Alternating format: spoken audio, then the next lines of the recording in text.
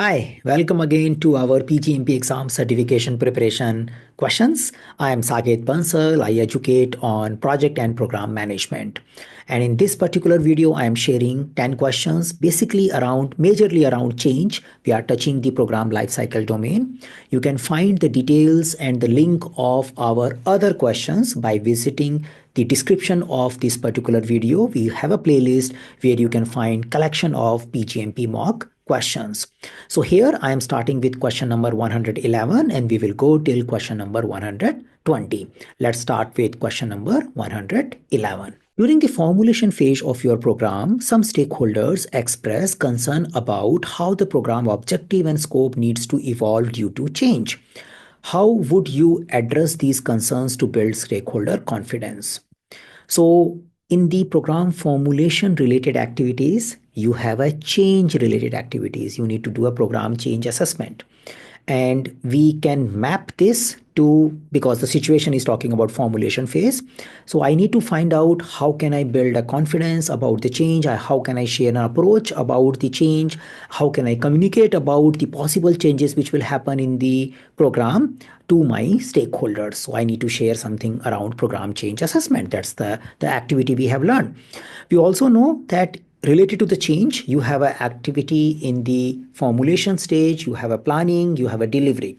So throughout, other than closer, you will find the program change related activity when you explore your program activities from your program management standard. Let's look into the option. Option A, explain that while it is difficult to predict changes, the program will conduct frequent review to adjust as needed. Not a bad idea. I will tell that, yes, this is our high level objective. We have an approved charter, most likely in a program formulation stage. We will have program roadmap and things can evolve over a period of time. We will explore them and we will have a periodic milestone reviews and health check reviews. Yeah, good. You can do a little more systematic answer, but this is a decent answer. Option B, share the program level risk assessment with the stakeholders to highlight potential risk and mitigation strategies.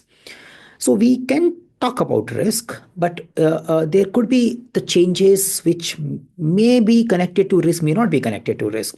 So the question is more about understanding what is your approach assessment for taking care of changes rather than primarily focusing on risk. I'm not talking about risk assessment here. I am not talking about risk strategies here. I'm talking about change. Yes, everything is interconnected, but the option B, I can ignore for a while. A is far better than B, at least. Yeah.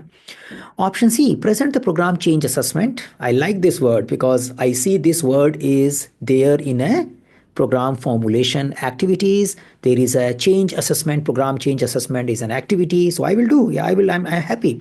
So present the program change assessment, which identifies and evaluate potential changes that may impact the program, demonstrate proactive planning. That's it. That's what we are looking for. The stakeholders are concerned about how are you going to take care of changes and all. I will show the change assessment. It is not getting into the detail of how do you manage change. That's not the question. The question is basically talking about that how the things will evolve based on the changes. Yeah, so overall assessment is looked into here. And the another indicator is in the question is coming program formulation phase. If the question talks about program planning phase, then I focus more on creating the change management plan, though there's no option related to that. But if that option exists, it may become a very close choice. We need to go back to the understanding of which stage of the program we are in. Option D, revisit the business case and show stakeholders how it accounts for changing environment, emphasize its robustness and alignment with the organization strategy. I can do that. I should have a mechanism to show how in a various scenario our business case will still project a profitable proposition. But the question is basically talking about change assessment and I got the answer already in the option C. So I don't have to worry much about this particular option. So I can easily choose option C. If you have read the program activities and supporting activities, then you will find this easy. If not, still I think you can figure it out by way of looking at various options and eliminating the one which doesn't make sense. This particular question maps to task 28. So task 28, 29 is something which is critically about change in your program lifecycle. So here it is more about focusing on planning though, but we are in a pre-planning stage. We are more in the assessment stage here because we are in a program formulation stage. Question number 112. During a program governance meeting, stakeholders express concern about how change requests will be managed to ensure program objectives are not compromised. As the program manager, how would you establish a change management plan to address these concerns effectively? So, in a way, this question could be designed in such a manner that you are in a program planning phase and you want to come up with a change management plan. What are the things you need to put into the change management plan? Overall, the question is asking you that out of the below, what are the things you want to use, establish as a part of change management plan? That's the question. Let's see option. Ensure that all change requests are routed to the governance board for approval to ensure alignment and program objectives, alignment with the program objective and maintain transparency. Candidate option. The only problem is all. Yeah. So all is a little dangerous thing. Whenever you see all, you become little suspicious about it. There could be some changes which may be taken care at a component level or at a project level. Changes are happening all the time. In our change management plan, we need to have identification of what is change, how should we qualify something called change, what are the threshold we need to use, and when should we involve our governance group. Yeah. So I would keep it aside. Option B, define a systematic process for capturing, documenting, evaluating, and communicating change requests. Looks nice, yeah.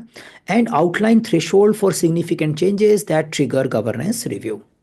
So in a way, to my mind, the option B clearly defines what is expected to be done as a part of change management planning. So change management plan should be talking about all these things. So say you may get a question worded differently, but the overall understanding of change management plan and its content is needed. You have a task which is primarily focusing on change management plan, and you can expect 2-3 questions in your PGMP exam, trusting your ability to have understanding of what is the content, what is the utility of program change management plan. So option B looks good to me. Option C, focus on evaluating changes that impact program scope, cost, and schedule by the governance group while delegating other changes to the program manager. So it is kind of showing that this is how I will do change management. You can't this might be true for your program, for some programs, but it is not true for all the programs. So that way it's pretty narrow focused. That's the thing. So we can ignore option C.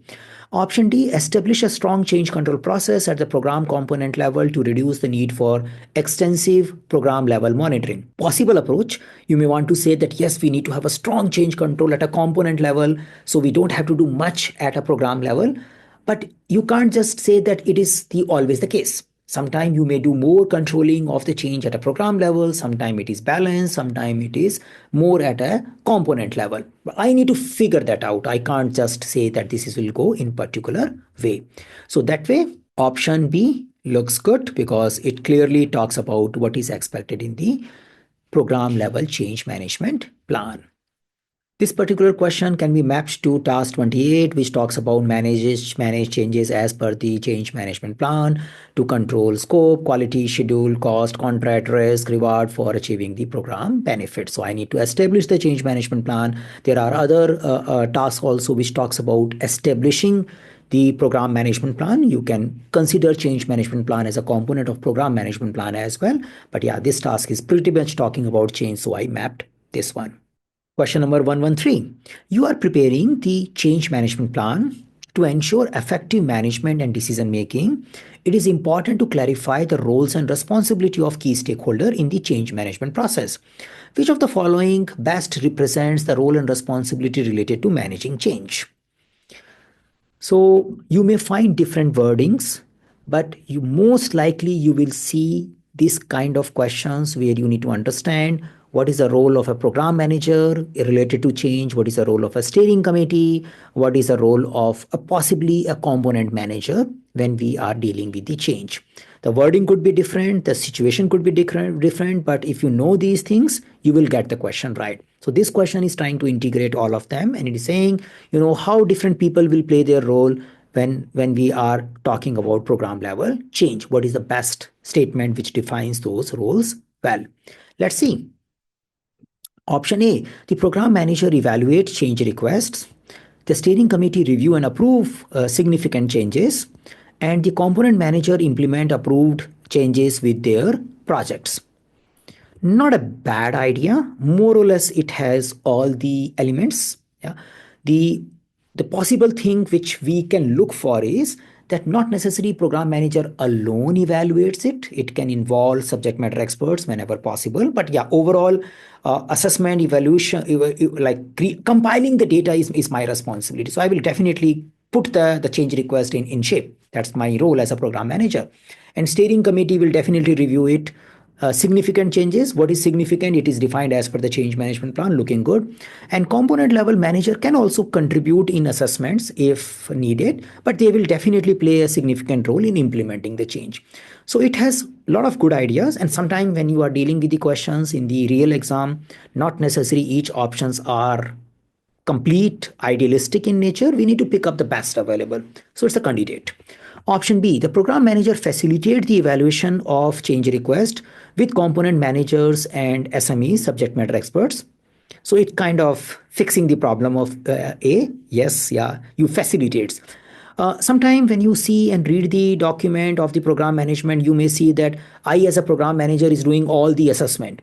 That can happen, but there is also a possibility there could be a technical aspects, detailed aspects need to be seen related to the change. You will involve the change, the component manager or subject matter expert. So that's good. The steering committee review and approve significant changes, yes, and the component manager executes approved changes. So that way, yeah, B is little upgrade of A. A little upgrade of A, because it tells that assessment alone may not be done by the program manager. You may involve other as well. More collaborative approach. Looks good. So as of now, B looks good to me. Option C, the program manager approves changes impacting the program. The steering committee conduct periodic monitoring of the program. The component manager documents changes at the project level. So definitely not a right thing. We want to by default consider steering committee as the approving authority for the changes. Yes, it will be as per change management plan, but if the question is not clearly indicating what is there in the change management plan, I will consider steering committee as a approving authority for the changes. Yeah, so program manager definitely does not approve all these changes, and steering committee monitors periodically, but they need to take care of change control board pretty often. Option D, the program manager evaluate change requests. Possible. It's a kind of a. The steering committee approves them. Yes, possible. But the steering committee approves significant changes is a better statement than this. And the component manager manages and approves approval change process for changes. Component manager definitely does not manages the approval process for the changes. Program manager will manage it. That's there. And we know that steering committee is not necessarily going to approve all the changes. We need to identify the one which are reaching to a particular threshold. So this way we can say that yes, option B seems to be designed for a right answer, and we can choose option B for this question. It's again focusing on task 28, managing changes as per the change management plan. Question number 114. During program execution, a new regulatory requirement is introduced that significantly impact the scope and timeline of one of your program's component and overall program objective. Okay, so one component impacted and overall program impacted. A project stakeholder asserts that the change is non-negotiable, means you have to do it, as the project's output will be unusable without it. It is something we need it for our component. That's the stakeholders are saying. The components manager submits a change request to address the additional work. As the program manager, how should you proceed? So the situation designed in such a way that it is something, a non-negotiable change, you have to do it. Yeah. So if you have to do it, do you need to follow the change management process? That seems to be the hidden question. The answer is I need to. Yeah, I need to follow change management process, even if the question is showing you have to do it, because as per my change management plan, there will be a defined threshold. If the question is indicating significant, I will definitely go for it. If the option indicates or question indicates it's not a significant change, does not require change control or a change management process, then only I will exclude it. Yeah, but just by creating the urgency, I don't necessarily exclude that. Let's see the option. Option A, since it's non-negotiable change, you as a program manager give a go-ahead for the change and in parallel prepares the impact analysis for steering committee review. In practice, this option may look very good. You can say, anyway, we have to do it. Why to delay this? And I will anyway do the paperwork because steering committee just has to say yes to it. Nothing else can be done. So let's get started. Yeah, I give a go ahead and I will make the process in parallel. Not a good idea for the exam. As a program manager, I need to follow my plans rather than take some shortcuts. Yeah, but maybe you do in the real world. Option B, work with the project manager to handle this change request at the component level as per the project's change management plan. So say the question is clearly indicating there is an impact at a program level. I can't let project manager alone handle this particular situation. Not a good idea. Option C, initiate the change management process, assess the urgency, impact, and associated risk, and submit the change request for steering committee review. Yeah, so that seems to be the right answer.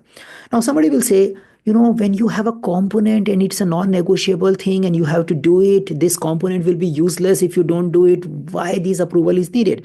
Maybe the steering committee decide not to continue the program itself. Maybe, yeah.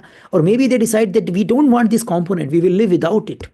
So we can't add too much judgment. There is a possibility some changes may make the whole program not profitable, viable. So we may want to abandon the program rather than raising a change request and doing it. So from a mindset perspective, I definitely want to involve right people so we understand what should we do about it rather than just get carried away with the situation which we see in the question. So option C is the good choice. Since this is a non-negotiable, option D, since this is non-negotiable, you submit the change request to the governance group immediately without conducting further analysis. You need to do a further analysis. You need to figure it out. What is the cost impact? What are the alternatives? What is the impact on the benefits if we don't do it? So all those impacts has to be seen. You can't just go ahead and say, there is a change, just approve it. We will continue with that. So that way, option C looks good. And we need to follow our change management process all the time.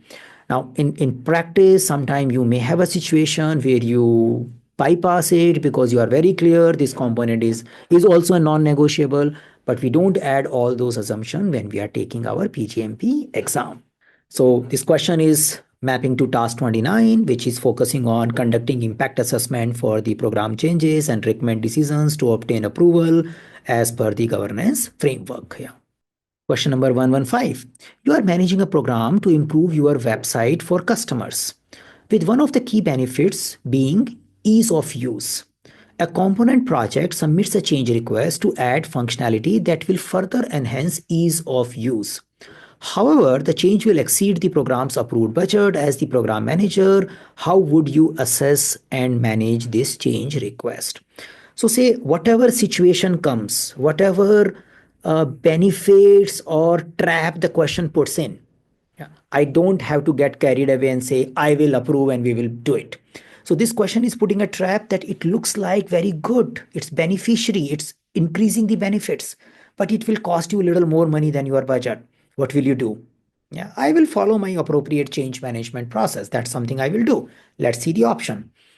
Option A, approve the change request since it's aligned with the program's benefit and reallocate funds from other components to cover the additional cost without impacting the program budget.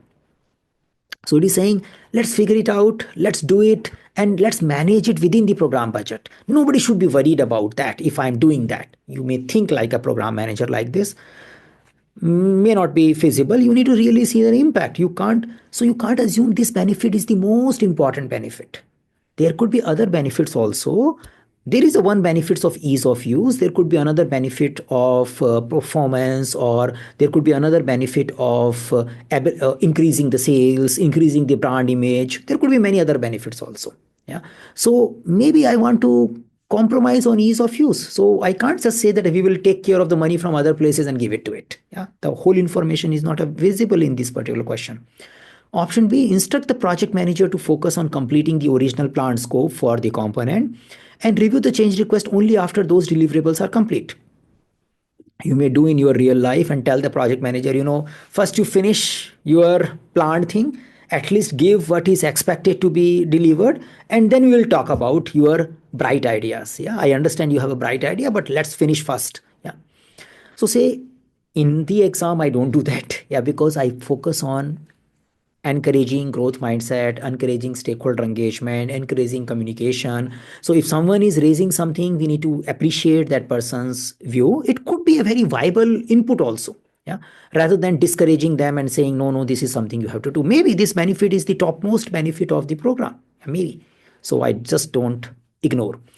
Option C, reject the change request outright as it exceeds the approved budget. Prioritize financial control as a critical program KPI. You may have a financial control as a performance indicator. You may want to make sure that things remains under the overall budget. But as I said, I need to review. I need to maintain good stakeholder engagement. I need to explore the option.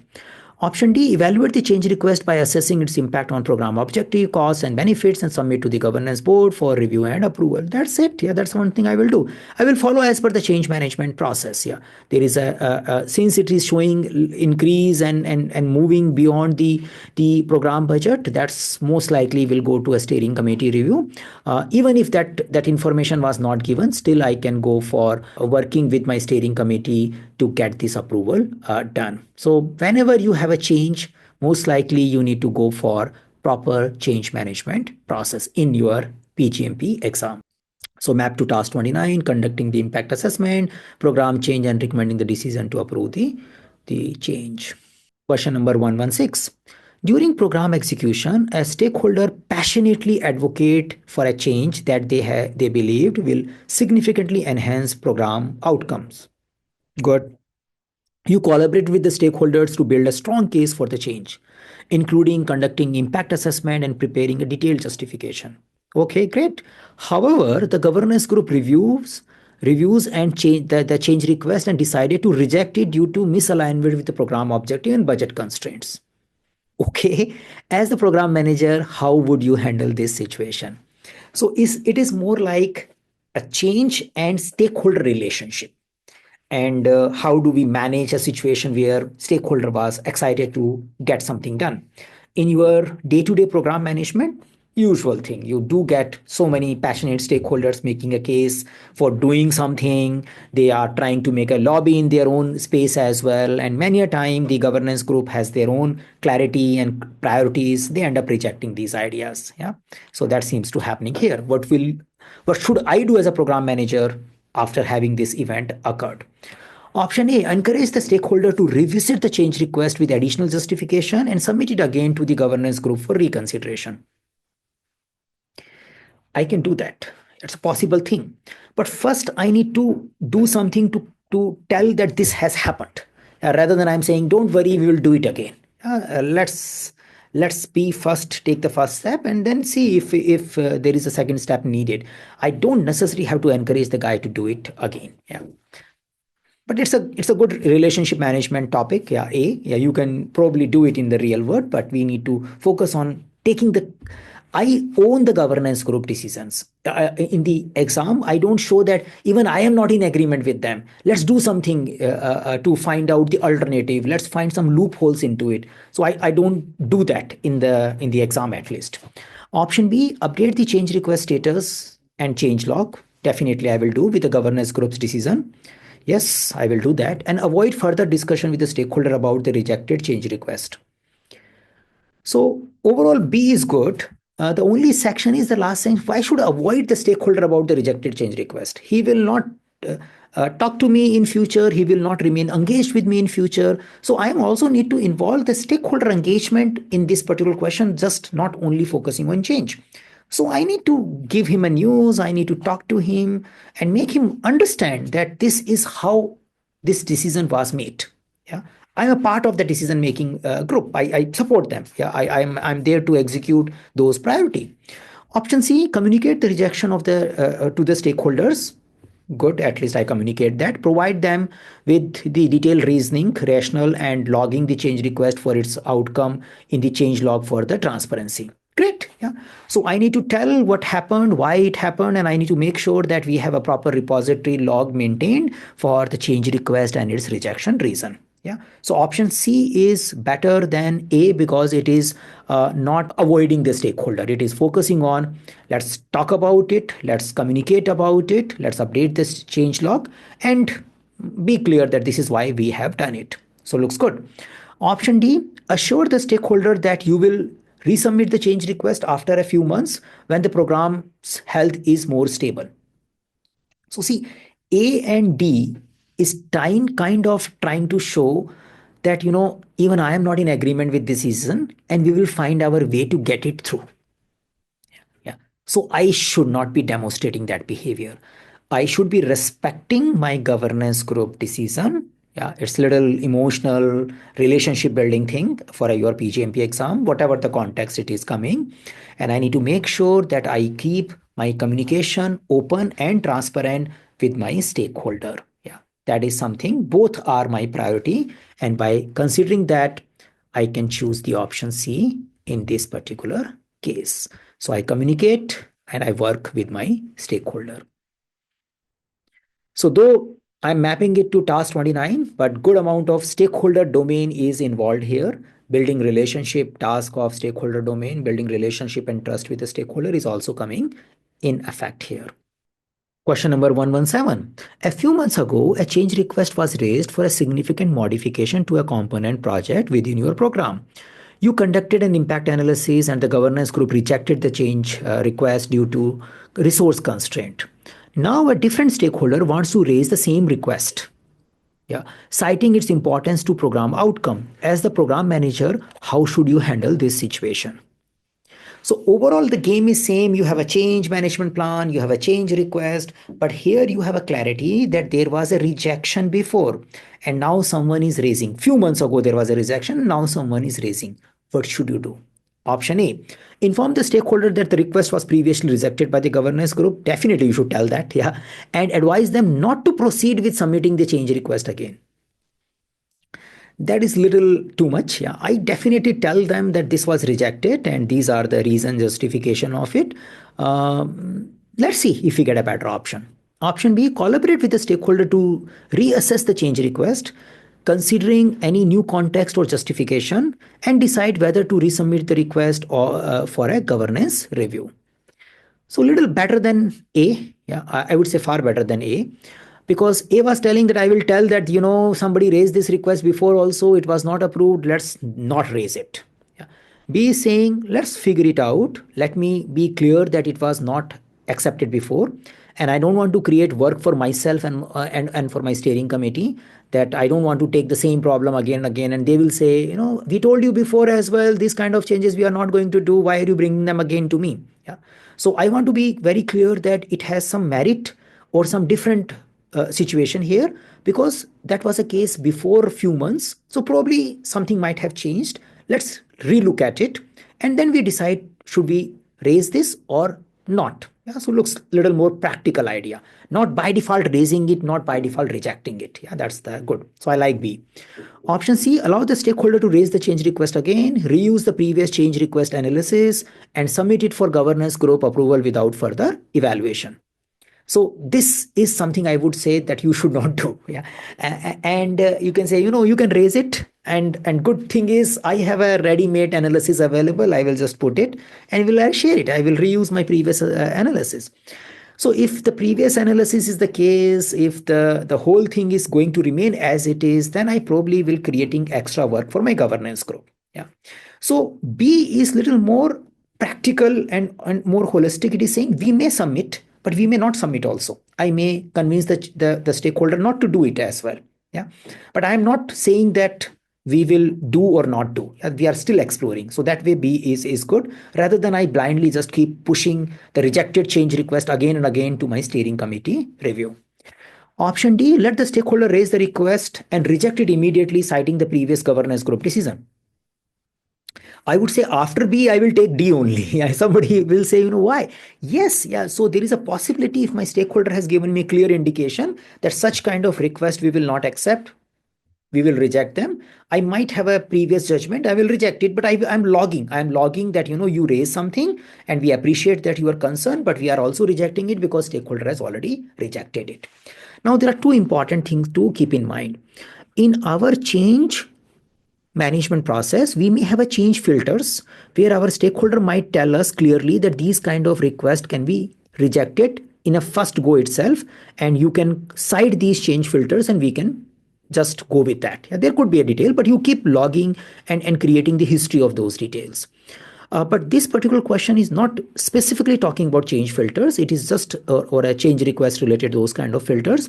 It is basically telling that there was a rejection before. Yeah. So there is a possibility that rejection justification still holds true, and this may be a duplicate thing. We may need to just reject it. I may do a D stage, or this may be a possible that there is a change in the context because things are changing every other month or every other day. We may want to reassess it. So looking at all this, option B looks good. It is collaborative. It is not saying that we will reject it. It is not saying that we will do it anyway, but it is also not saying that we will not do the change request. So it is pretty open-ended, and that way I can go with option B. And I think in the real world also you will choose option B if you face these kind of situations. So though I am sticking to those change related tasks, but I hope you are getting various possible situations where these change related question can come in your PgMP exam. So map to task number 29. Question number 118. During program execution, a dependency arises between two component projects, requiring a scope change in one project to accommodate the deliverable of the other. Okay, both project managers agree to the change, and the adjustment will impact the program roadmap. Okay, dependency and some kind of maybe a timeline, some impact is happening at the roadmap. So there is an impact at a visible level, at a program level as well. But these project managers are in collaboration. As the program manager, how should you proceed with this particular change? So the situation is that there is an agreement, but there is some kind of impact on the roadmap. What should you do at a program level in this situation? Should you let the project team handle it without even having any interference at a program level, or you will have some monitoring recording at a program level before you let this thing happen? That kind of a question seems to be. Option A, implement the scope change since both project managers are in agreement and update the roadmap to reflect the change. Not a bad idea, but I need to do a little bit of governance review, which is missing here. Let's see if we can get a better. It is saying, project managers can do it. I will just update the program roadmap. And that way we will be talking about the updated roadmap to our stakeholder whenever it is needed. Further details are not given, but that's the thing. Looks okay. Option B, submit the scope change request to the program governance board for approval as it impacts the program roadmap. It's possible that I go to a stakeholder. But here the understanding of, now if you compare A and B, A is saying, just do it, update the roadmap. B is saying, raise the change request, and once it is approved, then only update the roadmap. I feel both of them could be true. But if I get an option which says, I have an option to study my change threshold as per the change management plan, then it is easy. I will choose that option. Let's see option C. Assess the scope change against the change thresholds defined in the program change management plan to determine if it requires governance board review. That's it. Yeah. So I need to decide based on what is defined in the change thresholds. I can't just say it will need the change control, or we don't need a change control here. Option D, delegate the decision to the component project manager as the change is specific to the project and not involve other program component. It is not involving other program component in the change, but impact is happening.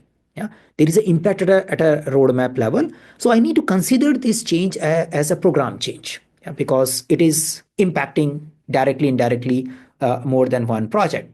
So that way I can't go with D, and A and B are looking like a direct action. So C is something which I should always ideally follow. So I go with option C in this particular case. So it matches with task 28 and 29 both, because it talks about change management plan. It also talks about a little bit about assessment. It's more about handling the changes effectively. Question number 119. A change request has been approved by the governance board. As the program manager, what action should you take next to ensure the change is effectively implemented? Okay, so this question is basically talking about what kind of things happens after the approval of change request. Yeah, list of the things. Option A, communicate the approved change to all stakeholders. Yeah, so you should do relevant stakeholders. Update the program roadmap, most likely, but there could be other things can also get updated, and ensure funding for the change is allocated. Yes, yeah. So roadmap and funding is needed. Decent one can be improved. Option B, delegate the implementation of the approved change request to the component project manager and monitor the impact on program benefits. Yeah, I will do, but at a later stage. First, I need to do my documentation part as well. Yeah, this is nothing wrong. I will do that most likely, but I need to communicate about approval. I need to update the change log. I need to update my program management plan and maybe a master schedule. Various artifacts which might get impacted. Yeah. Option C, convey a meeting with the component project team and issue a directive for the implementation of the change. Now, sometimes you do like that. You bring all the project teams together and you tell, this is the new thing now. Just get to it. We need to finish it. Yeah, that can happen. Yeah, but not all the time. Sometimes when you are doing in a very critical stage, you may go like that. But in general, when I'm dealing with a PGMP exam, I will follow a proper process which gives more structured approach for handling these kind of things. Let's see option D. Update the program management plan to reflect the change. Good idea. Document the change in the change log. I will document the change in a change log and then I will update the program management plan though. But yeah, that both of them looking good. And work with the component manager to ensure the change is incorporated into their plans. Looks good. Yeah. So we just need to have a communication. We can add the communication also, but document the change to a change log. That seems to be one thing. After that, I need to communicate as well, but it has other elements. Yeah. So I can say if I have to choose between A and D, the A is talking about communicate the approved change to all stakeholders and only limiting the update to a roadmap and ensuring funding allocation and not talking about execution. The D is talking about updating the program management plan to reflect the change, documenting the change, and then component manager to ensure it. I do feel if it has communicating to the appropriate stakeholder is also a necessary step, but I need to choose the one which is available. And in the exam also, you will get few options which are need to be done. And based on that, you need to pick it up. So in this particular case, we can pick the option D because out of many, this one is the best one. Yes, it's mapped to task 28, 29 of your program life cycle. Question number 120. During program execution, a change in a deliverable for a component project requires modifying the vendor's work to align with the updated scope. Okay, the procurements are managed at a program level as the program manager. How would you handle this situation? So this is something focusing on there is a change where someone is in my component wants to do something, but there is an outsourced component as well at a program level. And because of this change at a component, that part is also getting impacted. How do you handle that situation? Yeah. So you have a change and the vendor contract issue together. Option A, focus on negotiating with the project manager to manage the change in such a way that it does not impact the vendor's work. It can be done, yeah, but that's not the question. The question is that you have a situation where this is there. Probably I go beyond that rather than trying to say this problem should not be there. Yeah, and that's that little different thing. So for exam at least. Option B, work with the component project manager to prepare a change request that includes the impact on project baseline and submit to the governance group for the approval. I can do it. Yeah. But what is missing in the option B is what happened to the vendor contract? I can talk about my baselines as a project and we can submit it, but we are not even touching the issue related to the vendor impact here. Yeah, so I better explore more. Option C, study the vendor's contract change control process, evaluate the impact on the change in both project work and vendor work, and include this analysis in the change requests submitted to the governance group. That's it. Yeah. So say each contract is expected to have a contract level change control defined. So vendor will not follow my program change control or my project change control. They will follow what is agreed in the contract for the change control. So whenever I have a situation where vendors are getting involved and I need to work with them for the change, most likely I will involve my procurement team, legal team to have a clear understanding of what is our contractual rights, what we can get without change, what we need to raise as a change, and if we need to raise a change, what is the process of it. So I need to study the contract change control carefully. That is the option C, which is mentioning that. Looks good. Option D, conduct an impact assessment of the change, update the procurement plan. Program's procurement plan has less to do with it. Yeah, you are in a situation where you need to do with a vendor. Vendor contract is something needed. Yeah, it is not about changing the procurement approach, evaluation approach, or some documentation. I don't have to involve the procurement management plan in this particular case. So this way, if we just get this concept right, that whenever vendors are involved, their change will be coming through inside the contract change control, our answer will be easy to pick for this particular question. So again, I'm mapping it to task 28 and 29, which is more about managing change and conducting the assessment. So these were 111 to 120 question. Finally, we have finished 170 questions. Now somebody will say, you are saying 120 and now you are saying 170. Now, before I started the series for program lifecycle, we already had a 50 plus questions. They were linked to other domain and program management related maths questions were also there. So now in our playlist, you have more than 170 question. And as you know, in your PgMP exam, you will get 170 question. So what we have done is we have compiled all these questions and prepared a mock test for you so that you probably don't want to watch the video and you want to just give the test. Yeah. So if you want to take that particular test, you can find the link in the description of this particular video. This test can help you in getting ready for your PgMP exam. My expectation is if you have watched all these videos and then you are taking a mock test, I think you should score 80 to 85%. 85% is a good score. If you are scoring around 85%, then I think you are ready for your PgMP exam.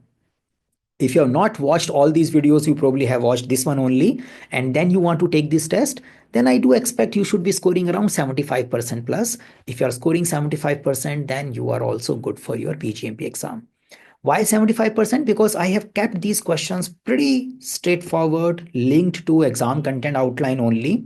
No unnecessary jargons or confusions or tricks, just to make sure that you get the right understanding. In the real exam, you may get some poorly drafted questions also. Sometimes even PMI may remain confused, but which one is the right answer? But as you know, there are test questions also in your exam. So you never know they were test questions. They could be a test question as well.